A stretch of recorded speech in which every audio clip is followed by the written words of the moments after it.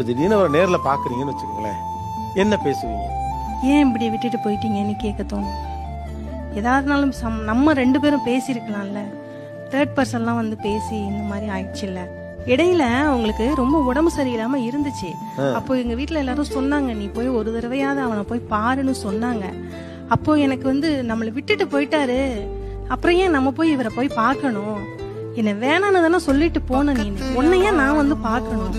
ஒருவேளை அந்த டைம் நான் பார்த்துருந்தேன்னு வச்சுங்களேன், அப்போ அடுத்தடுத்து உள்ள சூழ்நிலை வந்து நம்மள இணக்கமா ஆக்கியிருக்கும்.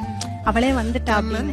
ஆனா ஒரு இடத்துல அவர் சொன்னாராம், ஒரு இடத்துல வந்து இப்ப வந்து என் ஒய்ஃபும் என் பையனும் இந்த இடத்துல நின்றுருந்தா எப்படி நல்லா இருக்கும் அப்படின்னு அவரு அங்க சொன்னதா எங்க ரிலேஷன் வந்து என்கிட்ட சொன்னாங்க. அவரும் அப்படிதான் நினைச்சுக்கிட்டு இருக்காரு. ஏன்னா எல்லாத்தையும் சமாளிச்சு வந்திருக்கேன், என்னை பத்தி அவருக்கு தெரியும். இப்பயும் அவர் எனக்கு ரொம்ப பிடிக்கும், எங்க அத்தை பையன்.